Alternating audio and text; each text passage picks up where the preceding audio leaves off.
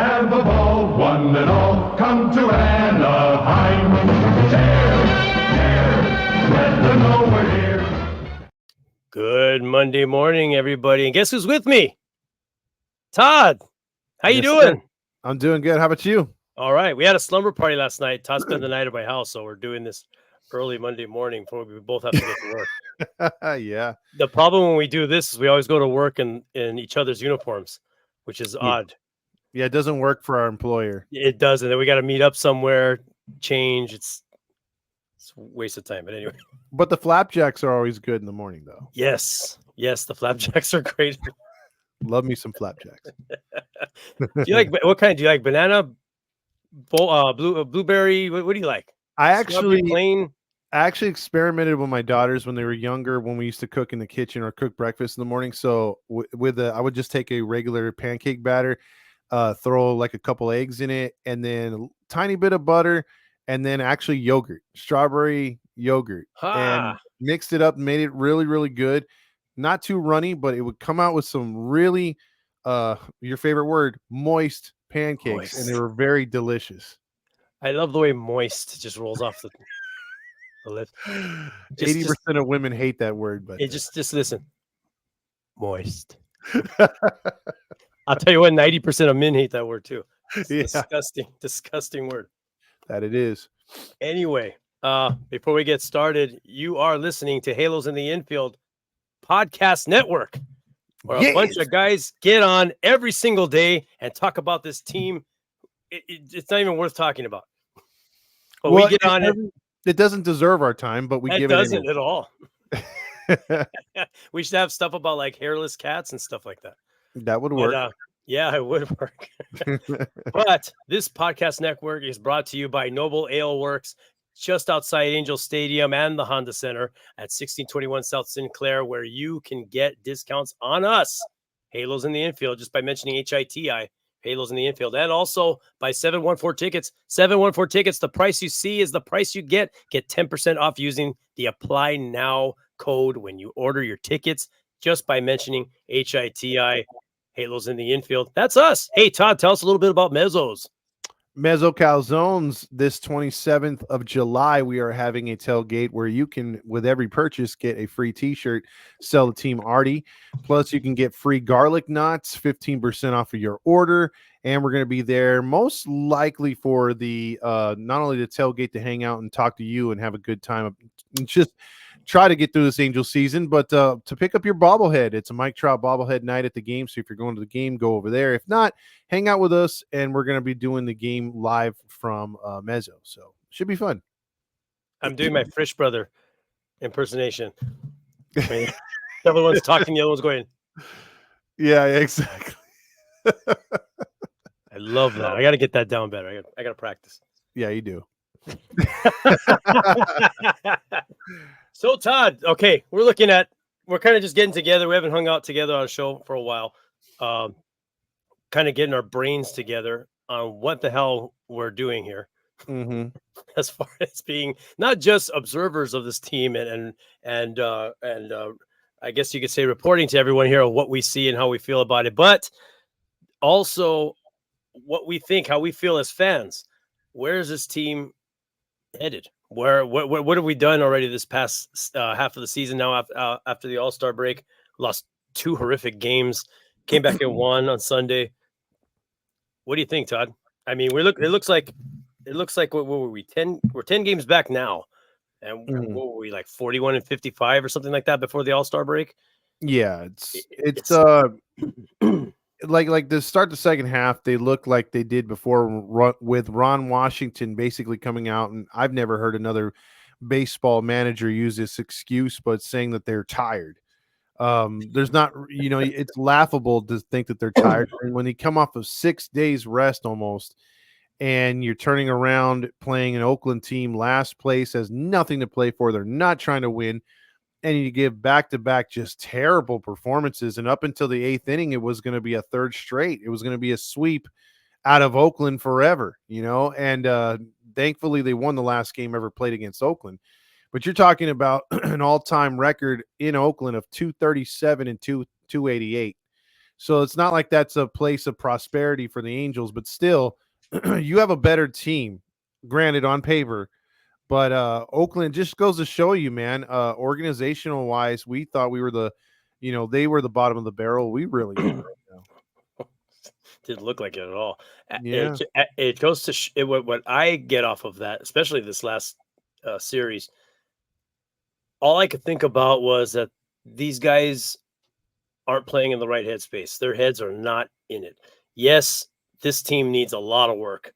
If they're not postseason material whatsoever, this team's just not built for that. Even with our two supposed big guys back, once they come back, this team's not cutting it. That's just all there is to it.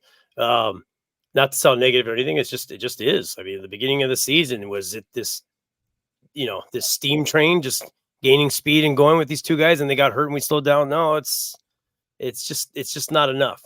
They are not. They just don't have the right. Their heads just don't seem to be in it. And I think the problem with this team is it's mental more than what their physical talents are. Yeah, I mean, there's a couple things I want to run by you real quick. Is that got me thinking of a video I watched today. It was like an 8-minute video of a Seattle Mariners fan saying that this team is unwatchable, and he picked out a game. I guess it was Saturday night's game where they got shut out by Houston 3-0. And he said they were facing Bradford from Houston, and he showed the video. 15 times they threw cookies down the middle at 95 to 97 miles per hour that should have been hit and attacked, and they were either fouled off or missed badly. And then he was going through all the hitters and their averages. They released Ty France today, and it just goes to show you, I mean, the Mariners have had similar teams the last 2 or 3 years, and their hitting has just not been there. And I think that's, like you said, more coaching, more confidence. They don't have true leader up there I can see in Seattle either. And then when it comes to the Angels, like the Dong Willie Calhoun hits 2 home runs in a game, helps him to come back against that set Seattle Mariner team. And we haven't seen him since, not even sniffing the field. So it doesn't make any sense, man. I mean, make it make sense, Halo Joe. Well, I'll tell you what, you spoke a lot on your show about analytics. And until yesterday, I thought Analytics was the lead singer from the Eurythmics group from the 1980s. But that's analytics. But they're not analytics, but analytics. Okay. Completely different Linux. Anyway, no, but analytics is I think a major issue here. Why this team is driven by this solely, it seems like. You look at Ron Washington, we know what his history is. We know what he's capable of, and he's making these strange decisions, things that we're like yelling at the TV screen. Like, what are you thinking? What do you do? Or we look at the lineups every day. We get the lineups before the game, Todd, and we look and we're like, where's so-and-so? Where's, where are these guys? Who the guys that are hot, the guys that are actually starting to hit, they're not playing. What's happening? I honestly can't make any sense of it. It doesn't. I just cannot make any sense of it. To me, if I was someone in charge of a franchise like that, and let's say for whatever reason it made sense at the time to just go full on analytics, but it's not working for years because we sat through this with Nevin, we sat through this with Osmus, when do you say, okay, this isn't working, pull the plug, let's try something else? Oh, this guy likes to play by his gut. Hey, look, we got Ron Washington. Let's let him play by his gut. The old-fashioned way. What do we have to lose? That, and also too, these players don't seem to have any heart whatsoever as far as playing. And I'm talking about Mike Trout, and I'm talking about, of course, well, we all know Rendon. Yeah, number 6. But it just doesn't seem like it's there. Does Mike Trout want to play? I'm sure he does. Does he want to win? I'm sure he does. Is the heart there for that organization? I don't think it is with these players. And the reason why I think that is, it's the owner. I think the way he runs things, the way he has things set up, they are not stupid people. These are athletes that most have played for other teams. And they've seen how other teams operate. And then they come to our organization and they see us just flopping around doing nothing. And there's just no plan in sight. There's no identity. There's nothing. And you kind of wonder, like, well, what am I playing for? If I played for a team, or even, or let's put it this way, you and I working for a company, and this company has absolutely no drive and no direction. Are you going to put your all into this? I mean, maybe to make your check, but are you going to put that extra effort that you and I do? Because you and I are both model employees, no matter what anybody thinks or says. We go above and beyond putting people's trash cans out and stuff like that. Absolutely. But what I'm saying is do you go above and beyond and exceed your expectations and exceed your abilities and press harder and train harder and really, even when the season ends or the losing season, you're like, you know what, this is it. I'm changing this and that. I'm doing this harder. We're going to be better next year. Even if we don't add on, we're going to be better players next year. I don't see any of that. I see us all sitting on our thumbs and just spinning on it.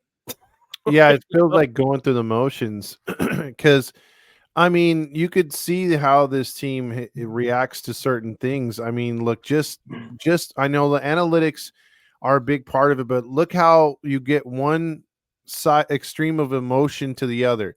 You got Zach Neto trying to start, just something with the guys, some kind of like cheer.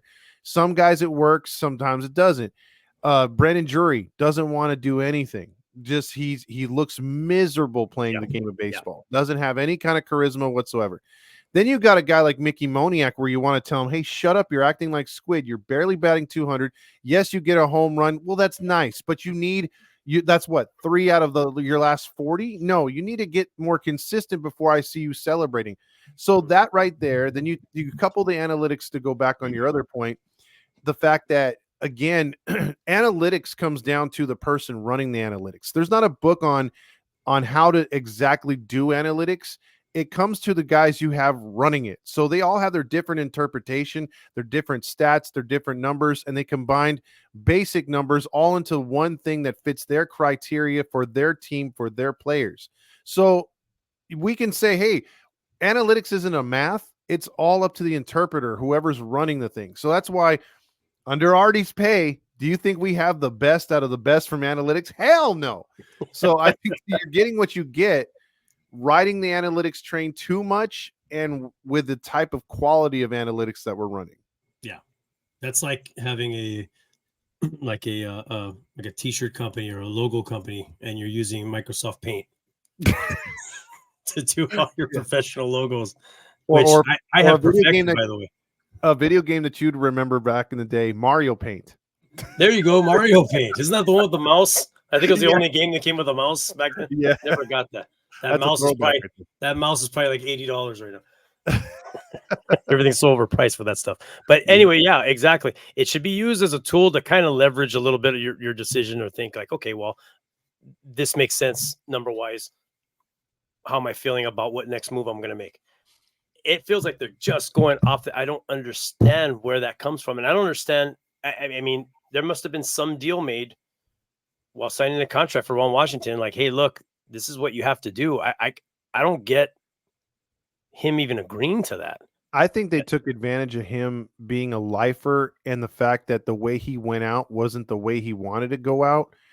And I think he wanted one more crack. And because of, no pun intended, and why didn't I catch that? Seriously, I know, right? I didn't catch that. Seriously, I wasn't trying to do that either. I have nothing but respect for him, but I hear those jokes all the time. But no, he wanted one more opportunity at the game of baseball because he's a lifer, like you've said, and others have said. And I think that was one of those things where he just sort of signed his life away. Like, hey, man, you know what? I've got to do what I got to do to get back in the door, and I'm going to show these guys I can win. And he came in here with tremendous confidence. Yeah. But even he's seen the writing on the wall, and it's not as easy as he thought it was going to be. Even with his experience, though, like if you had Ron Washington's experience, would you have the confidence in those press conferences when you first got signed up to say what he said, knowing that you were instructed to run completely off of analytics? I mean, you have to think that this is not going to work. Am I collecting a check? Okay, but I mean, this is not going to work. Why am I going to look like a fool out there on TV? Yeah, because look at this, Halo Joe, and I know you're a historian of baseball in general, but let's go back 2010 and before. Well, how many games did you watch where they were like, okay, Bobby Abreu faces this pitcher, or he faces lefties. He's got a 259 average.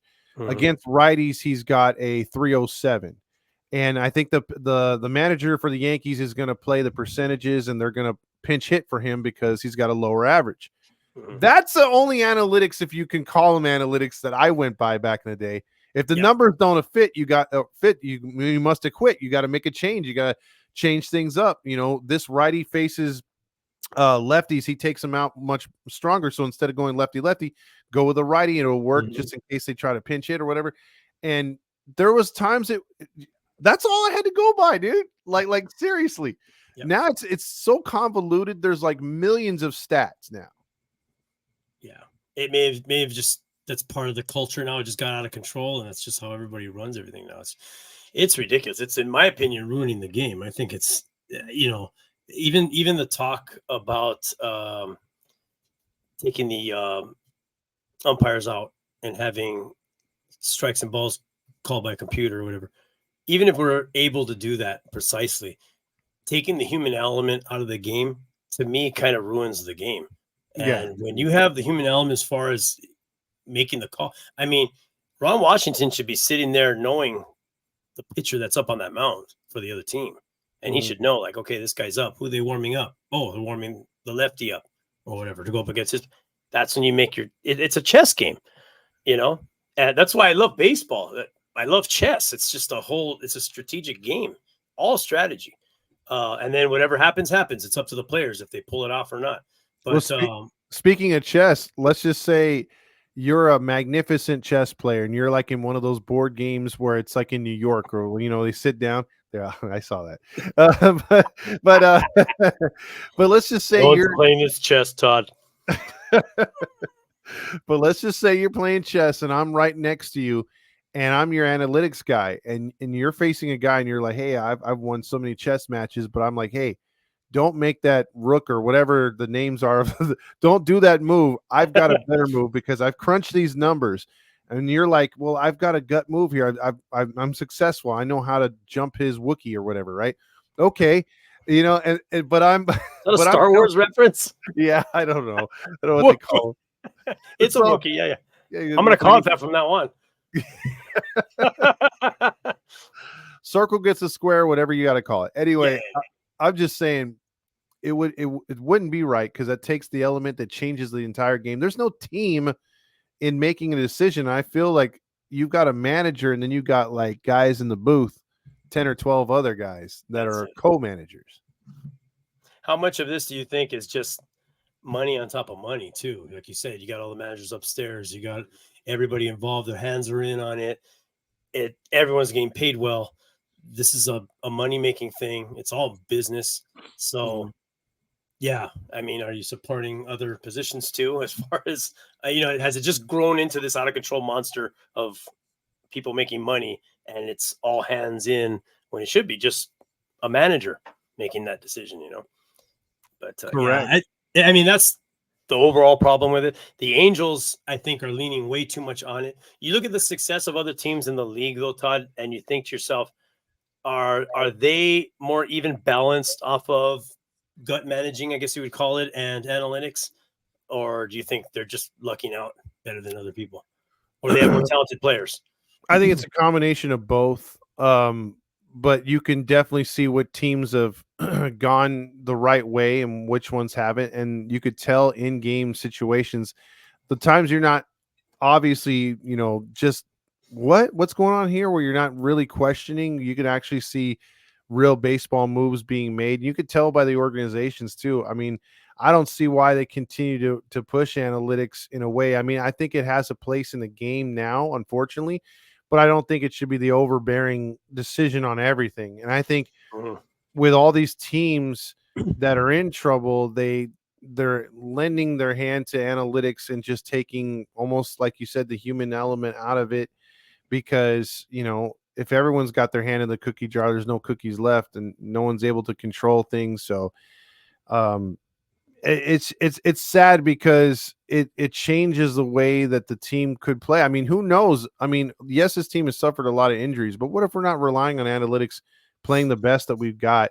Because I think Joe, I don't know if you think the same way I do, but I think they're actually using analytics to draft players too. Yeah, that makes sense. That makes sense. I think just the bigger business part of it probably has just taken over all that, and that's why, maybe you look at companies like we work for. Well, like speaking from like my company that I work for, they're going to crunch down the numbers as far as what's being spent here, what's being spent there, what we're paying here, what we're paying there, how much are we making off the product we're selling, and then trying to make it make sense on whether they're making a profit or not, or what percentage of profit they're making. Makes total sense. That's business. And I think sports is always going to be in that strange spot where it is huge business. It's not even, I mean, my company's nowhere, and my company's huge too, but it's nowhere near what these franchises are and the money they deal with. And also to a fan, based product where we're rooting for these teams. These teams we're either born into or changed to, and then we become lifers with. Because, I mean, how many people do you know, Todd, switched from team to team? Not many. People stick to their team, win or lose, no matter what. Mm-hmm. So you have that emotional part of it, and then you have the business part of it, and they never mesh well. And I think that's what we're just going through right now. Baseball is such a like we said, a strategic chess game, and it's so fun to watch and interesting to watch, and to see people make the decisions they make, whether they're good or bad. You have talented players out there making plays, small, little, tiny plays to make a huge difference in the game. I love that sport. But you also have the business side of it that's creeping in, and then you're having the pitching clock, and you're having all that's part of it. And I guess you have to roll with it. But I wish the Angels organization would come to their senses and find some sort of a level, playing ground as far as analytics and managing goes, human managing. I would like to see that. It doesn't seem like that's what's going on, but also, I don't know if that's the reason. I mean, that's the reason why we're seeing some strange decisions being made, but is that the reason why we're seeing our players play with no heart and no drive? These guys look like they're just out there to collect their check and go on. Like you mentioned, Drury doesn't look like he wants to be here. Yeah, I think a lot of these guys probably do get affected by the analytics because they don't know if they're going to be playing every day. There's no team chemistry because we don't have a leader. There's, again, it's sort of like best man for the position. You don't want to hire somebody just because they fit your box of what you need or what you think you need, instead of just knowing what the team needs. So I think that has a lot to do with it. I think half the guys that are on this roster shouldn't be on this roster. Yeah. They should have gotten players to fit the culture of Ron Washington, not of the analytics crew. And I think we have a lot of analytics. Now, have they gotten lucky with a few of them? Yeah. But for the most part, I don't think so. I think you have a losing success rate on drafting, developing players, and also keeping a culture, like you said, and having team chemistry in general. So, I mean, it just boggles my mind more than anything how we can see the flaws in this ointment, and nobody is willing to fall on the sword and say, okay, my bad. Let's do a complete, reconstruction of this team and get a direction of where it's got to be and who's got to be in it. Yeah. I think a lot of that has to do with the atmosphere of that organization being probably too political too. How these people who are up there are, how they look, how they're portrayed. How, I'm sure certain people in the office don't say certain things in front of others. I'm sure it might be kind of one type. I mean, I don't know. I'm speaking just out of what it may be like. I have experiences I've had with certain companies, but it makes you wonder, does Artie have it running a certain way where this is just not working, with the staff all the way down, I mean, into our farm system's trash. I mean, it's and which is going to lead into what we're going to next. But as far as what looks like may happen, I don't know if it will. It won't even make sense if it does. But if Artie was in fact getting ready to sell this team, I think it would probably be some crazy underground thing where all of a sudden we just find out the team sold one day on the news. We won't hear anything because that's how he deals things. That's how we always get our players. It's like, whoa, we got who? Yeah, Pujols for 10 years. What? Because we don't have those reporters that snoop around the stadium. No, we don't have anything like that. And we don't have, and even if we did, would they be able to even get into that, into that? No, Klaus has very good security around the perimeter of Angel Stadium. So I don't think that's possible. Autos are not getting in. There is no way you are entering Angel Stadium. I think Klaus has a close fist on all that stuff. He's not letting any of the media. It's the way they operate is so weird. There's no other organization that acts like that. It's just like you don't hear. How often do you go and check on Angels rumors? Even that is very. You don't find many. It's just not a lot. It's from fans probably, but I mean, you don't find a lot of things where someone said this or someone said that or someone knows this person. It's just such a weird. They keep everything so shrouded, and we don't hear anything until it happens. The way the team's being directed right now, the organization and the way it's being run, I don't see where other than he's making money off the people that are still going to the games now. He's satisfied with that at his age. And we know that no one wants to take over the organization afterwards. I could get it if his kids wanted it and he was going to leave it to them. He's probably just thinking, just sit on autopilot and die, and then they'll take it over. But they don't want it. So what is he doing? I don't know. Two things I got to say on that. Well, if you go to MLBTradeRumors.com, I love that website, by the way. It literally directs you to every team you can click on. And it's a really good website, but you're absolutely correct.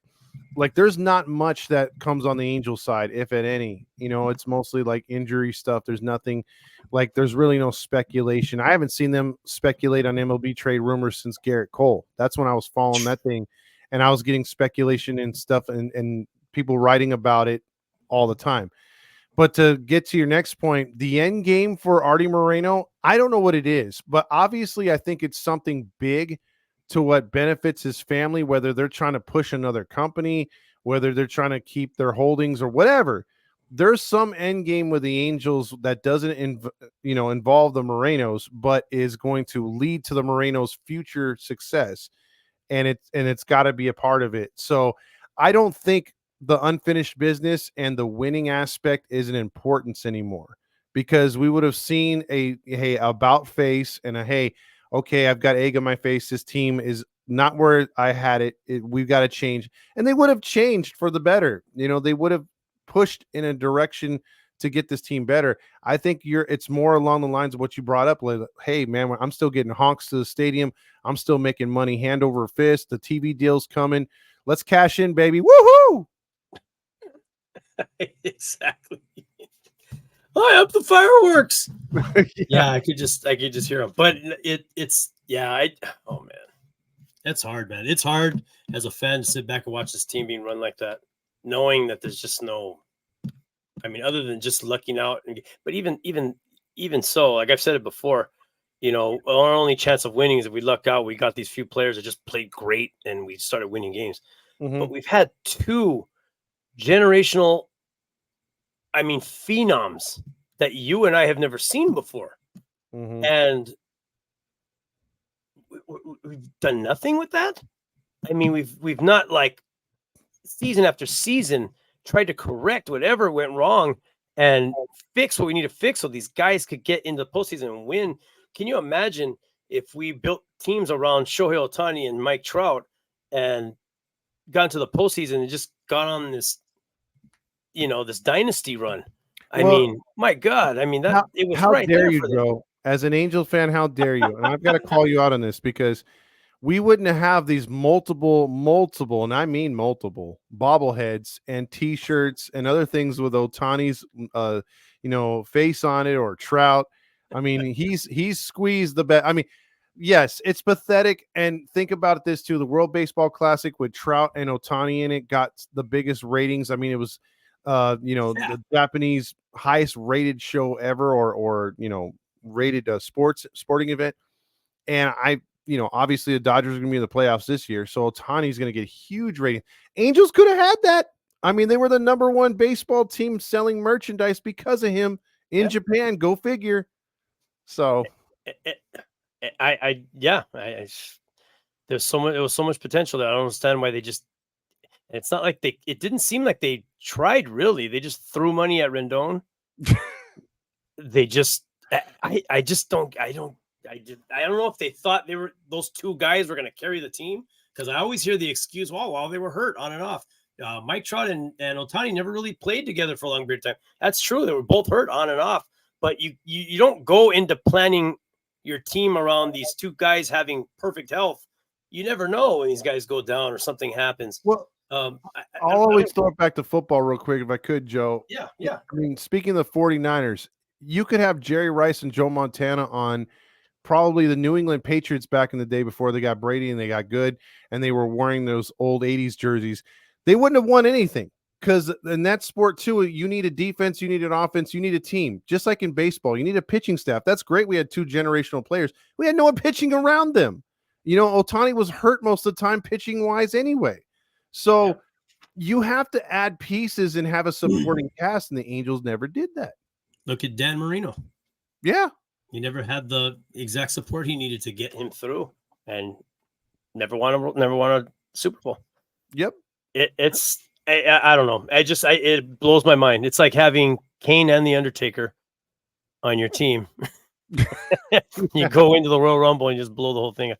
But it just blows my mind. But anyway, I'm getting off of that, because that's God. We've tired that subject out. Like how many times was it's going to keep happening too, because it stings. It still stings.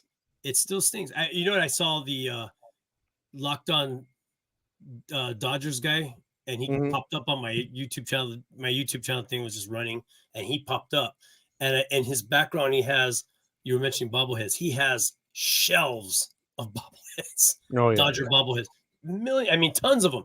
And I'm going, man, that guy has a lot of bobbleheads. And I'm just thinking, well, if that was us, it would just be a bunch of Mike Trout bobbleheads. That's all we would have. This is my homage to Mike Trout, my shrine, if you will. I burn candles and incense to him every night, and a fruit offering. Yes.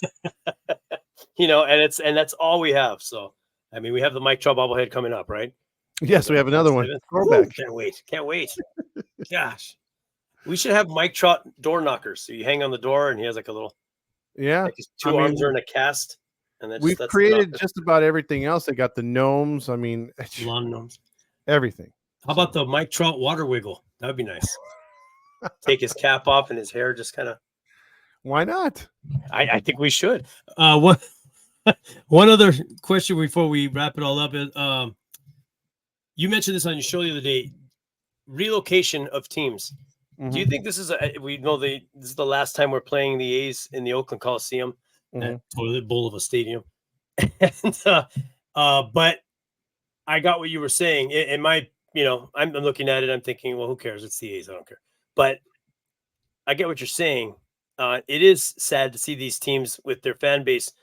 They just lose their team. They just leave. That's something that a lot of people think may be possible for the Angels. I don't frankly think it's going to happen with us.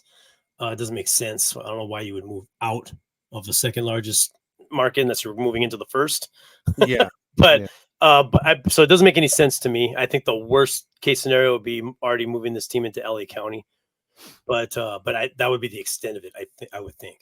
But these teams that are losing their teams to other cities, other states, do you think relocation? I know business-wise, the A's may move over to Vegas once they get that stadium built over there and be very successful. I know things are working out for the Raiders. I know on this side, Rams and I don't know about the Chargers much, but I know the Rams have become successful over here in LA. So business-wise for the league, this would probably be a great thing. But do you think relocation is good for baseball? Not in a sense. I think if you're relocating, you're losing money on a certain thing. I think the league tried forever to fix Tampa and fix Oakland, and they've actually gotten to both. Tampa Bay got the approval for that new stadium, although I question it because it's not in the most ideal area, but they're going to build a state-of-the-art stadium. So the honeymoon era should be good for Tampa, but I still think you should move that. They should have moved it north, somewhere middle of of Florida. And as far as the A's, like I said on the post game, San Francisco blocked that shot for them to be in San Jose. I think that would have been a good shot for them. San Jose fans are rabid. They're very good fans as far as a hockey team. I think they would have embraced the A's. So it does suck losing them to Vegas because they're going to get the transient crowd. But I think for the league in general, I think once they move these two teams, they're already talking about expansion.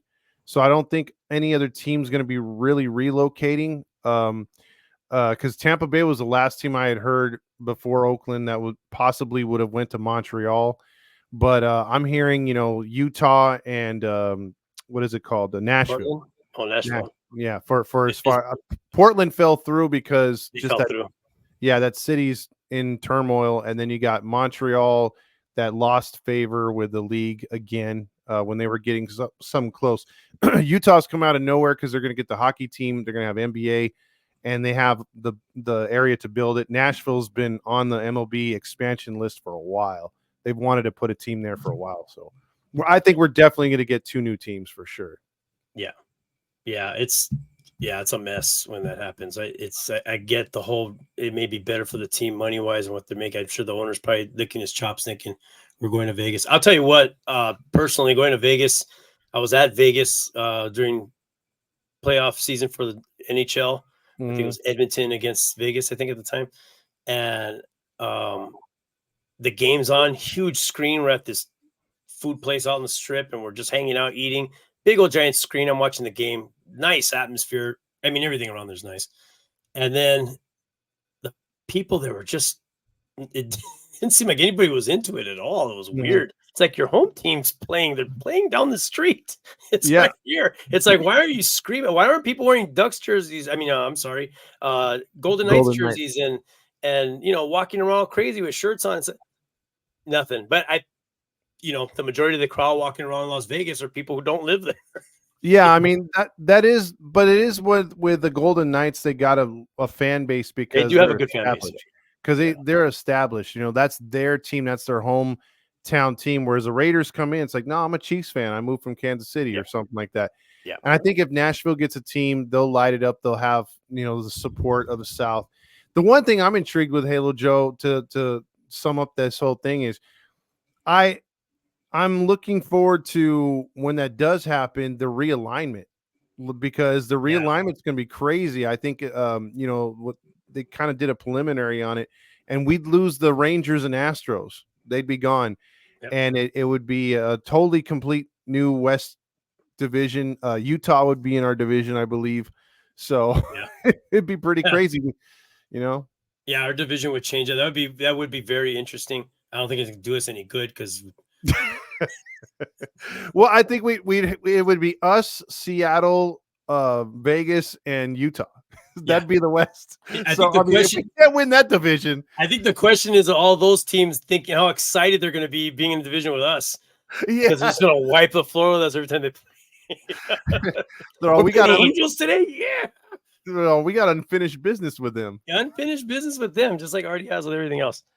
Oh boy. Well, anyway, we kind of just rambled on and hung out today, which was great. Well, you can get to a couple of those comments. You want to read those comments? I think I just got a couple. I laid it out there on Facebook. If you're listening to the show, watching the show on Facebook, if you go on to the Halos in the Infield Facebook group page, I'll send out a post just before Monday's show, and I'll either ask a question or I'll leave it up to you if you want to ask me questions.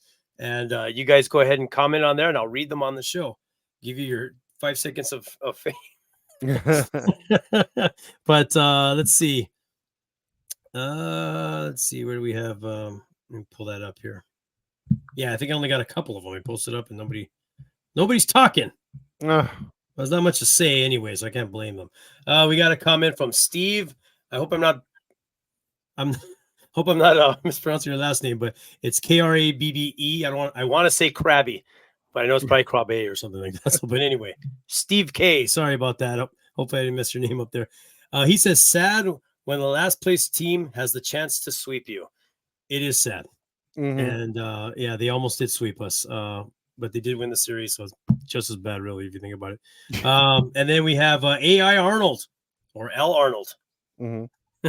We should be 57-41 right now. Another lost season. What do you think, Todd? Should we be 57-41? Al's been following it like a lot of Halo fans, and there's been a lot left on the field. So I would have to agree with that. Or even at I don't know if 57-41, but I would say we could be right maybe where I would say maybe a game or two behind Seattle at this point. Mm-hmm. Because I mean, they had a tremendous fall. They had a 10-game lead on this division. It's gone. Yeah. So, I mean, there was plenty of opportunity for this team to win games early in the season and to catch up, and they've done neither. You can't when you win 1, lose 3, and then I keep Win that 6, cycle. lose 5. Yeah, lose 5. Yeah, I mean, you can't. You have that one game where you win 9-4, and then you score 2 runs in the next 3 games. It's like, yeah, it's maddening, Joe, because like when I was talking about that video, how the Mariners continue to do the same stuff and sputter their wheels. At least we're out there, we can score, we could put up a real crooked number and look good for a night or two. And then it's just back to bad habits. So I think that plays into the analytics too. It's frustrating. Yeah, it is. It's back to they go off with the bat and then nothing. Just nothing. So I mean, that's what we've been suffering all year. From the example we just saw this last series, looks like we're going to be in for it for the next second half of the season as well. Unless things turn around. I would like to see some of these younger players grow and get better towards the end of the season. I mean, that's all I can hope for right now. Hopefully we could see these guys really kind of burst out. Neto, I mean, Hoppy and Neto, they're doing good, but I would maybe even more from them. I'm not expecting much, to be honest with you, from Trout. I'm not expecting anything from Rendon. Matter of fact, I would be surprised if Rendon goes on the IL again in the next week or two. I'm waiting for it, dude. You know what? I'm tell you right now, maybe even Trout in the next week or two, he may go out again with something with his hand or something, God forbid. But I don't know. It just seems like nothing's working out. But anyway, I guess we can go on and on about this. We think we went over about a good 12 minutes, but we'd like to thank all of you for tuning in with us. The great Todd Fox, ladies and gentlemen. Put your hands together. And I am Ranch Wilder, voice of the California Angels. I was fired back in 1994. It was nice speaking to all of you. Ranch Wilder. Wow. That is a pull. Did you hurt yourself pulling that one? I think it hurt my groin. I'm having a hard time walking on that one, Todd. So for Halo Joe and Todd Fox, we'd like to thank all of you for joining us, and we will see you next week on Monday. Soon, I guess. Yeah. Goodbye, everybody.